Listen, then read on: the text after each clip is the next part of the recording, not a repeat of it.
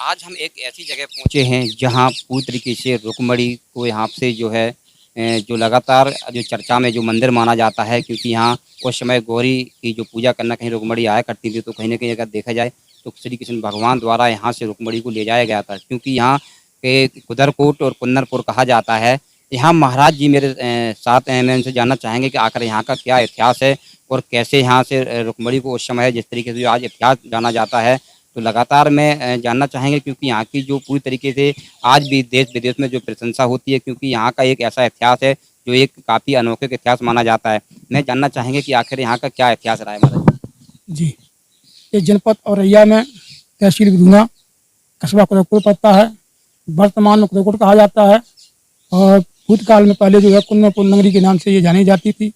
यहाँ के राजा भीष्मक थे। राजा भीष्मक के 5 पुत्र, 1 पुत्री थी। बड़े पुत्र का नाम रुकुम था, रुक्तर, उस्मांतर, इस तरीके से 5 नाम और रुक्मिणी जी थी। रुक्मिणी जो है यहाँ माता गौरी जी की पूजा करने आया करती थी। कुछ समय जब बीत गया तो नारद जी का आह्वान हुआ। नारद जी का आह्वान हुआ तो राजा भीष्मक के यहाँ उन्होंने आरंभ की। तो राजा भीष्मक ने जो है अपनी पुत्री के बारे में नारद जी से पूछा। जब हस्तरेखा दिखाई तो हस्तरेखा देखने पर नारद जी ने बताया कि इनकी जो है गुणशीलता जो है बहुत ही इनके योग बरगर हैं तो भगवान श्री कृष्ण है, अन्यथा और कोई ऐसा कोई वर नहीं है। फिर वहाँ से जो है नारद जी चले गए। द्वारकापुरी में जाकर के भगवान श्री कृष्ण से कहा तुम्हारे योग पत्नी अगर है तो रुक्मिणी जी है।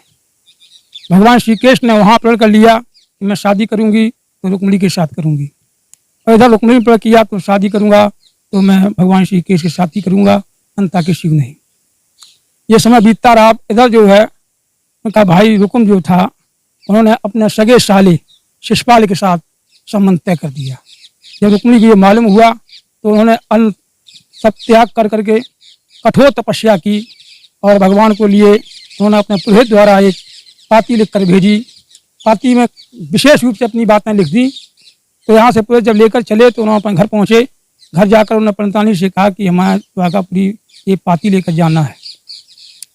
तब वहाँ से पाती लेकर यहाँ उनके घर से जो है उन्होंने जो है भोजन बनाया। भोजन बनाने के बाद उनको पुष्प सहित अक्षर वगैरह से तिलक वंदना की। तब उन्होंने कहा जप तप व्रत ये नेम हमारे और मंगल मारक हूँ तुम्हारे, तुम्हारी जो है मनोकामना पूर्ण हो।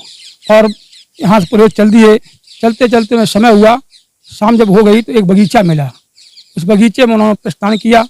देखा तो वहाँ बाल्टी आल्टी सब रखी, वहीं पर जो है रात विश्राम किया। अध रात में भगवान शंकर भ्रमण करने के लिए निकले, साथ में पार्वती जी थी।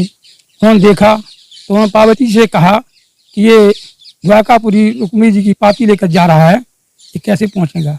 पार्वती जी ने कहा कि भगवान जब आप स्वयं त्रिलोकीनाथ हैं, आप सभी जानते हैं, आप उनको पहुँचा दीजिए। तो भगवान शंकर ने उनको सही दे उठाया और द्वारकापुरी के किनारे लिटा दिया। सुबह हुआ, जब लोग बाग दिशा मैदान के लिए निकले तो पंडित जी ने पूछा भैया ये कौन सी नगरी है। तो उन्होंने बताया ये द्वारकापुरी है। भगवान श्री कृष्ण के दरबार में जब पहुँचे तो भगवान श्री कृष्ण ने उनको आसन दिया, बैठाला और पूछा हालचाल। तो उन्होंने पाती निकाल के दी। तो उन्होंने कहा कि आप बाँचें। तो भगवान श्री कृष्ण ने कहा आप ही बाँचें। तो पंडित जी ने पढ़ के सुनाई उनको। तब उन्होंने कहा कि ठीक है, हम आपके साथ चलेंगे, थोड़ा सहयोग करें आप हमारा। जब सुबह हुआ तो भाई से जब बलराम बड़े थे तो बलराम से उन्होंने जो है आज्ञा मांगी। आज्ञा मांगी तो उन्होंने कहा ठीक है भाई चलो। तो पंडित जी जो है कुछ वहाँ पर लगे, बैठिए, तबीयत नहीं ठीक। तो बलराम ने कहा कि तुम्हारी तबीयत नहीं ठीक है, अब महाराज रुको, आराम करो। उन्होंने साहब घर पर कोई नहीं है। उन्होंने कन्हैया जी को आदेश दिया जाओ न छोड़े आओ। तो भगवान श्री कृष्ण रथ पर बैठा करके चल दिए। जब तक भैया की चित रही तब तक धीरे धीरे रथ चलता रहा। जब चित खत्म जैसे हुई तैसे ही जो है भगवान श्री कृष्ण का रथ भयानकनाथ मंदिर की जो बोला जा रहा है इस समय, भयानकनाथ के नाम से मंदिर है, शिवलिंग है, वहाँ पर रथ खड़ा किया। और वहाँ से जो है पुरोहित के जब घर पहुँचे तो रुक्मिणी उदास बैठी हुई थी। जिस समय उन्होंने बताया वो खिल उठी। दूसरे दिन जो है गौरी पूजा करने के हेतु यहाँ पर मंदिर पर आई। जब साथ में उनके साथ ब्राह्मणों की स्त्रियाँ, सहेलियाँ, सभी लोग आई। आकर के उन्होंने विधिवत पूजा की तो माता साक्षात माता ने दर्शन दिए। दर्शन देने के बाद माता इसी जगह पर लुप्त हो गई और तभी से इसका नाम अलूपा देवी मंदिर के नाम से अब जाना जा रहा है। और उसी समय जब सहेलियों ने श्रृंगार किया है तो माता की कृपा से इतना उनका तेज बढ़ गया था कि जो योद्धा आए हुए थे एक पुतले की तरीके से खड़े के खड़े रह गए और वो धीरे धीरे कदमों पर रथ पर जाकर के बैठ गई। जब उधर सहेलियां घर पहुंची तो उन्हें बताया जा करके तो शिषपाल की वहाँ से फौज आई, यहाँ संघर्ष हुआ। भगवान ने उधर से बलराम भी आ गए। बलराम ने जब रथ पर देखा उनको बैठा हुआ रुक्मिणी को तो उन्होंने कहा कि हमारे भाई ने कोई गलत कार्य कर दिया है, इसीलिए संघर्ष हो रहा है। तो भाई को डांटने लगे। इतने में रुक्मिणी पकड़ कर रथ पर से उनके पैरों से गिर गई और कहने लगी भैया उनका कोई दोष नहीं, दोष सब मेरा है। तो सारे दृष्टांत को उन्होंने बताया। उसी समय बलराम को क्रोध आया और उन्होंने जो है सारी सेना पराजित कर दी और रुकुम को अपने रथ में बांध कर द्वारकापुरी ले गए और वहाँ से जाकर के जो है शादी रचाई। उसके बाद इनको छोड़ दिया गया। महीने की हर अमावस्या को यहाँ परिक्रमा लगता है। 84 कोसी परिक्रमा संतों द्वारा फागुन की अमावस्या को लगता है। यहाँ से जो है 12 किलोमीटर पर दुर्वासा ऋषि का स्थान है। 80 किलोमीटर दूरी पर जो है सिंगी ऋषि का स्थान है और ताके आगे जो है कपिल देव जी को महाराज का स्थान है। और यहाँ चारों दिशाओं में भगवान शंकर जी विराजमान है। बीच में आज भवानी बैठी हुई है। ये कुन्नपुर नगरी का इतिहास है और किला वगैरह जो है सब ये ध्वस्त पड़ा हुआ है।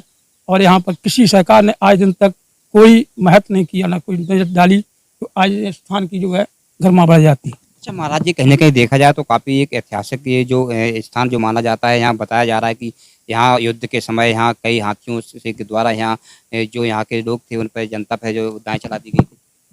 नहीं, ऐसा है कि उसके राजा भीष्मक के बाद दूसरे राजा हुए थे लक्कर सिंह। उन्होंने अपनी क्रोधावस्था में आकर के मनुष्यों पर हाथियों पर अंदाज चढ़वा दी थी। उसी खेड़े पर चढ़वा दी थी।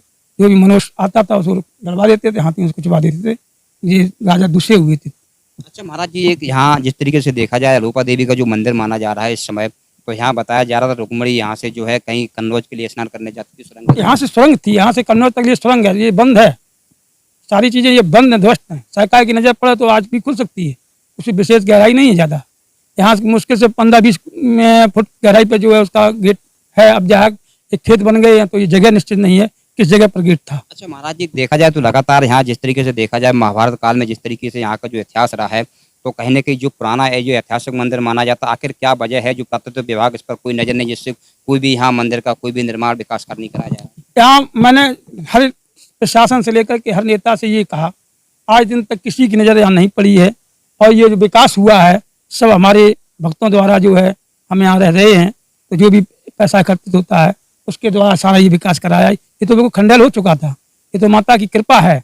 आस्था, जो लोग आस्था से लेकर के जाते हैं उनकी मनोकामना पूर्ण होती है। तो जब मनोकामना पूर्ण होती है तो जो भगवान की कृपा से जो भी देते हैं वो सब यहाँ लगाते हैं। इतना ये विकास हुआ है। और तो सब खंडा पड़ा, पीछे आपका खेड़ा, सब खेड़ा पड़ा हुआ है, लोग कब्जा कर लेते हैं, कोई कहने सुनने वाला ही नहीं। देखिए कहीं ना कहीं अगर देखा जाए तो लगातार यहाँ जिस तरीके से देखा जाए महाभारत काल में जो है कि यहाँ पे काफ़ी प्राचीन इतिहास जो कहीं ना कहीं यहाँ का रहा है। जो रुक्मिणी जी यहाँ की थी, यहाँ से जो है श्री कृष्ण भगवान द्वारा रुक्मिणी को यहाँ से ले जाया गया था। लेकिन अभी तक ये किसी पुरातत्व विभाग द्वारा इस पर कोई भी नजर नहीं पड़ी, क्योंकि यहाँ पूरी तरीके से आज भी यहाँ का जो लगातार यहाँ का मैं दिखाना चाहेंगे, क्योंकि जो मूर्तियाँ पड़ी हुई हैं जो आज भी जो है पुराने जो काफ़ी ऐतिहासिक जो है मुगल राज्य की जो मूर्तियां हैं जो पूरी तरीके से आज भी यहाँ देखिए, जिस तरीके से दिखाना चाहूँगा कि ये मूर्तियां भी आज भी यहाँ विराजमान हैं। क्योंकि यहाँ उस समय गौरी माता जी थी, उस समय जो है यहाँ पे जो रुक्मिणी जी यहाँ पूजा करती थी, वहीं से उसी समय जो है देखिए जो मैं दिखाना चाहूँगा कि जिस तरीके से देखा जाए पूरी तरीके से आज भी जो है यहाँ का इतिहास गवाह है। क्योंकि यहाँ का जो पूरी तरीके से कुंदनपुर जो एक कहा जाता है, लेकिन आज भी यहाँ का ये किसी पुरातत्व विभाग, किसी सरकार की इस पर नज़र नहीं है। क्योंकि ना ही इसका कोई भी निर्माण कार्य कराया जा रहा है, ना ही ऐसा कोई यहाँ का जो विकास है जो पूरी तरीके से यहाँ आज मैं दिखाना चाहूँगा कि ये वही जो महाभारत काल के जो वही एक इतिहास है जो यहाँ पूरी तरीके से एक अलग ही पहचान बनी हुई है। देखना होगा कि यहाँ जिस तरीके से यहाँ का जो